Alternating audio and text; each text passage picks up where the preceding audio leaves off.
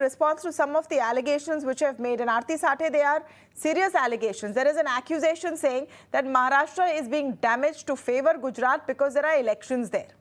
And the BJP wants to bolster itself in Gujarat, which is why big projects are being snatched from Maharashtra and given to Gujarat. What is your response to that? I think this is a rather baseless allegation being made that only because of the Gujarat elections that these projects are really going to Gujarat. Let me make it and put everything in perspective. Point here being is that when was this project really signed? It happened way back, a year back, when the Mahavikas Aghadi government was, in the ruling. All these projects have happened much prior to the point of time when before the Eknath Shinde government and Fadnavis government really came into power. It's got nothing to do with elections.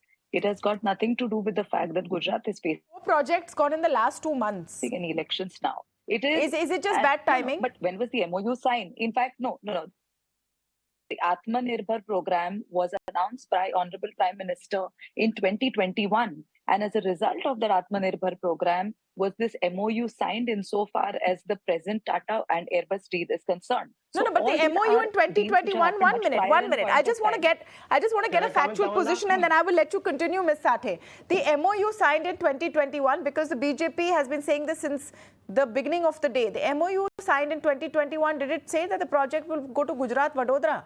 No, it didn't. The MOU signed in 2021 said we will buy. It said we will buy all of these aircraft. 16 we will take in flyaway position. 40 will be made in India. Didn't say where in India. May have the MOU. No, but the MOU may have put in the broad parameters. Has the Maharashtra government of that time taken any steps? Did they really follow up? Is there any letter which they all didn't follow up? Clyde Castro from the NCP, all didn't follow up. It comes down to the same thing. There was no follow up. This was an MOU in 2021. It's just bad timing. It's just bad timing that all of these projects are being announced now. No. It's easy to say and try to digress the whole point. The fact of the matter is that this MOU was signed between the government of India and the Tata Airbus, right? The point here is the government followed. Even in fact, I'll go one step further and say, our minister then, Mr. Chhagan Bhujbal, even said that, if there's some issue that's not happening in Mihan, in Nagpur, he spoke about an alternative site in Nasik. So it's not that they did not follow up. The point here is, for a moment, let's look at this way, that there was no follow-up done. What did they do in the last 3.5 months? From whatever they are talking today, whatever Uday Samant is saying, they knew for sure that this would probably go to Gujarat. What did they do? Did they write any letters? Did they take any steps to say that, no, listen, let this stay here? Now that Vedanta-Foxconn has gone to Gujarat, we'll make sure that the Tata Airbus issue stays here, right here. Because it's like, again, we've been saying this throughout the day, that Mr. Uday Samant has been contradicting his statement all the time. The fact is, when we questioned him about Vedanta-Foxconn, he said, don't worry, we will make sure that the Airbus stays here. 15 days later, he changes his statement. Then he goes on to say that Mr. Fadnavis tried, nobody paid heed to him in the center. Also, when you earlier I heard you talking to Mr. Samant, you spoke about the MOU of Vedanta-Foxconn was signed during Devendra Fadnavis' time. So what did he do in those years to make sure that it stayed here? The MOU, that an MOU being signed initially doesn't mean anything till the money is actually put down. Fine. I agree with you. So why did he not put the money down? Why did he not put the money down there? Maybe the terms and conditions being my only point, and what I've been asking through this, perhaps the terms and conditions being offered by the state of Maharashtra were not as lucrative. Tamanna, I've been listening patiently, and I think you should have the courtesy to give me some time also. What do you mean by lucrative? 700 hectares of land, out of which 300 were free. Gujarat only gives 300. So what is not lucrative? You and I can sit alone and let's have a 1 hour debate, and I'll sit with all the lucrative and non-lucrative details between Gujarat and Maharashtra. I'm ready to sit with you. Maharashtra had offered more lucrative. The fact is, there's an election around the corner in Gujarat. All these things. What about the drug bulk park? One by one, things are going there. You and I can sit and argue, but the fact is... Four projects. Aarti Sathe, 4 projects in 2 months. The bulk drugs park, Maharashtra was skipped for it, has gone to 3 other states. The medical devices park has also gone. So it has to be one of 2 things. It has to be one of 2 things. It is either that the state of Maharashtra is not ticking the boxes on the criteria for these projects, either for the investors or from the central government or some point of view. Either there is a problem with the policy, or is a problem with implementation, or there is a larger reason which the opposition is claiming politically to send these states, to send these projects to states which are due for elections. Which one is it? I think none of the above. The real reason, the real cause of all these projects probably going to the other states. And let's say this is a healthy competition in a federal structure. That apart, I think the real reason is where was stability in the Maharashtra state for a long, long time? The unholy alliance between the three parties who were not natural alliances, clearly on policy issues, they never met any minds. There was no policy which was really being pushed forward because all of them were running in different directions. If you have to give investors stability, or if you have to make it lucrative, or if you have to attract them to come into your state, y'all should first come to a consensus. Y'all should give a proper policy. But when y'all are only ideologically away from each other, where is the consensus? Why does Airbus and Foxconn care? No, 1 minute. Airbus and Foxconn doesn't care about the ideological sync. No. It's not about the ideological thing. Because of the non-ideological thing, policy framing becomes an issue, is what I'm trying to say. And that is what has happened. So there was a comatose policy in Maharashtra. It's only now, since 3 months, that we have come into power. We are trying to get back even the projects which were stalled. The coastal road project, which was started under Devendra Fadnavis, was stalled. We have again got it back. The metro project, we have again got it back. So we are slowly bringing it all back to track. No, these are projects where you will spend your own money. Ms. Ati, let's be very clear. These are projects where coastal road, where you spend your own money. I'm talking about investment from outside. I want to get Rohit into the conversation. Rohit Chanda also with us. Can I get some time, please? No, I'll come back to you. Rohit Chanda, let me get his point of view. He's been listening patiently. Rohit, is it a question of political instability? Political instability is something that investors hate. They don't want to invest in a state where tomorrow things can change and then suddenly all the rules change. Nobody likes that. Do you think political instability is the problem? Well, Tamanna, that is one factor that you mentioned. But, this generally, my observation or, whatever key takeaways, as you can call it, from this whole incident episode that you're watching is that this is a major drubbing, a major disaster, PR disaster for Maharashtra government's image. That is point number one. And that was kind of amplified by the Industries Minister giving contradictory statements, which you mentioned and the NCP spokesperson also mentioned. Because just 15 days ago, the Industries Minister said that they were working on this project coming to Nagpur, right? I mean, that was a statement coming from a cabinet minister of Maharashtra. And today he's given an interview to an OTT platform, Marathi OTT platform, saying that the project went to Gujarat 1 year ago itself because of the Mahavikas Aghadi's mismanagement or whatever it is. So it looks like the Industries Minister has got exposed in this, which is why I call it a PR disaster or an image management disaster. The Maharashtra government, the current government, the Shinde-Fadnavis government needs a very good image manager or a PR person desperately. That is part one. Part two is, just to add to that, Chief Minister Shinde, who's usually very media friendly and answers all the questions, today just walked away without saying a word when he was asked about this issue. So that just, shows how bad a PR situation it is for Maharashtra government. Coming to point number two, like you pointed out, there is not much stability here. The government changed recently, etc. So the decision makers in any big corporate, as you very well know, would be watching all these political factors, and they would want to be, making investments in a state that is seemingly politically very stable. Though Gujarat is also going for elections very soon, and we don't know what the outcome is going to be.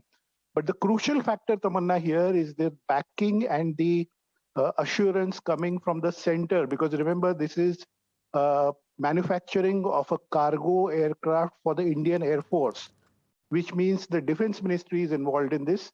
The Ministry of Finance might be involved in this because there is foreign investment coming. Right. And of course, they would be looking at, what the central government in India wants, because all those clearances finally come from the center. So the most important point, I think, which your viewers, investors, all bureaucrats, everybody should kind of appreciate is that this just shows that India remains a political economy, right? Yeah. I mean, all these that's the takeaway, main takeaway. India remains a political economy. We just had political party leaders saying things, raising slogans like minimum government, minimum I think the government, important point maximum that governance. Rohit made bears repeating. Those kinds of things. This is an Indian Air Force project. The Ministry of Defense will have a say on where it goes. Clyde, not just that. Tamanna, just give me 15 seconds maybe. Not just that. We are not just talking about this defense-related project. We are also talking about the semiconductor project, which happened just 3 months ago. We know what happened. I don't want to take too much time explaining how it moved from Maharashtra to Gujarat. My point is India still remains a political economy. And that is, the big message that the international investors, those sitting in, New York, Singapore, London, wherever, can take away from this. The decisions get taken at the bureaucratic level, at the government level by politicians. And you don't have much of a choice. You might think Maharashtra is a great investment destination, but finally you need clearances from the central government.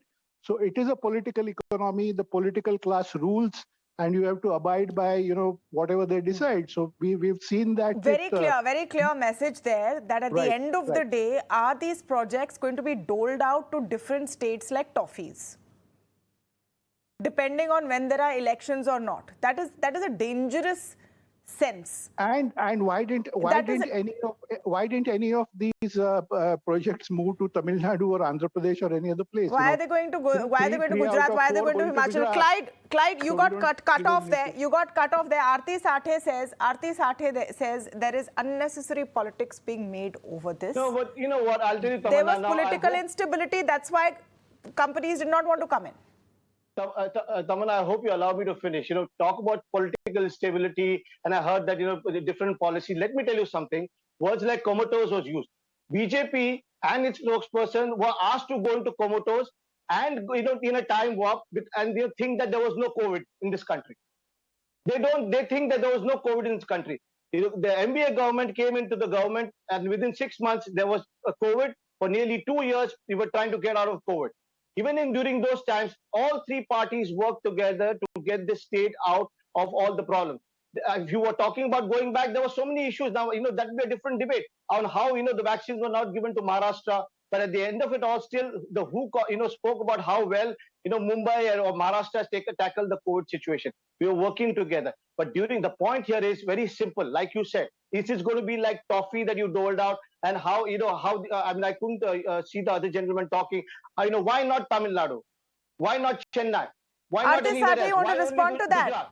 That's the whole point. Now, let me just finish let me just finish it, 30 seconds. My point is very simple. They are betraying the people of Maharashtra. They nearly thousands of jobs have been lost, thousands of crores have been lost. Forget about the MBA government not following up. What did you do in the last 3.5 months? It is clear that it says that these people knew that these projects would go to Gujarat. Why did they not say anything? And Mr. Fadnavis, who's the blue-eyed boy of the central government, why did he not say anything? Let her respond now. Let her respond now. Aarti Sathe, please respond to some of the allegations that have been made. Are there political considerations behind giving these projects? In the Tata Airbus case, the question is a valid one, because if it's aircraft being made for the Indian Air Force, the Ministry of Defense will be involved. The central government will have a big role in deciding where the project finally goes. Fair enough. Even if the central government has a role, it will have a role. In a federal structure, ultimately everything rests finally in the hand of the central government. But that does not mean that the central government favors a particular state, or the central government will give something because a particular state is going for election. There are several states going for election at the same time. So it's nothing got to do with the election. I think this is a complete got a clear answer from you in the last 20 minutes on why these projects have gone. I told you the projects have not gone. The MOU was signed a year back. So the question of the projects going doesn't arise at all. The MOU which was signed a year back, they have acted upon the MOU now. maybe Gujarat offered them a better offer or a better deal. I'm not in a position to state all No, of so that. Maharashtra couldn't match the it. point is to make out a false propaganda that it is going now to Gujarat because we are facing elections is wrong. Again, to say that COVID was the reason because of which the MBA could not get its act together is completely wrong. You were ideologically not in sync. You What could does that not have to do make with proper Tata policy. Airbus making aircraft carrier or bulk drug happening in Raigad or medical devices happening in Aurangabad? Show me one letter where you have followed Okay, up we're back with to the same. You know, when you circle back to the same arguments, it's time to wrap up the You debate. are not doing 1 anything. minute. All that you're doing is a blame game. You're doing a blame game. Okay, it's only You are blame doing game. a Okay, blame quick, game. one last 10 seconds. Last word to Clyde Crasto and then to Rohit and then I have to wrap. Yes. Yeah, no, so it's very simple. She just said, Gujarat probably made a better offer. So this deal was finalized in the last few days. So it clearly states that this Fadnavis Shinde government did not make a better offer. That's as clear as that. We've got our answer now. We've got our answer Did do now. anything to follow up. Nobody did anything to follow up. No, but in the last 3 months, who is supposed to follow up? Are you saying a 22,000 crore project is going to slip through the fingers of a state because nobody did something to follow up? Rohit Chanda, is that how projects go to states? Because 1 minute, let Rohit speak, please. Clyde, Aarti, let Rohit speak, please. Let his voice also be heard very quickly.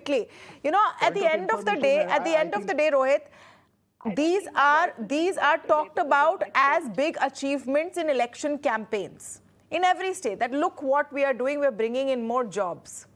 Is that an important part of the puzzle as well? I don't think this has got to do with elections in Gujarat. This has got to do with overall Gujarat and central government's policy to kind of bring major international projects into Gujarat, create employment, increase their turnover, etc. Just last point, it's a combination of everything. I don't think it is just one reason or second reason. You just stated, either this or that, and I heard the BJP spokesperson saying none of the above. I beg to differ. It is everything of the above. It is, it has also got to do with Gujarat government's aggressive marketing. Exactly. They have their, agencies in Mumbai. They act almost like espionage agents who used to act, superpower espionage agents. No, maybe they're doing their job well, Rohit. Maybe they're doing their job well. During Cold War in Europe, if they sense that there are some meetings happening between Maharashtra government officials and international investors, they immediately rush to the place and they take all the details and they connect with those investors and they give better offers, etc. That is also one of the reasons. But I have to say that means they're doing a good job. Tamanna, yeah. So it's combination of everything, but at the heart of it and the core of it, there is politics. Well, there is always politics. There is always politics. There is politics. There's no point denying it. And the keyword and the key line here, which I want to stress, is this remains a political economy. There is government in everything. The slogan that was raised before 2014, which was minimum government, maximum governance, is not implemented. That is what I want to say. Well, that is the bigger picture. That is the bigger picture. But right now, as of today, it seems to be Maharashtra's loss, Gujarat's gain. At the end of the day, forget about politics. It's about the people of this country. The people of all states should benefit equally. And yes, states have to compete. States should compete. But it should be a level playing field. That's the key question. Was it a level playing field?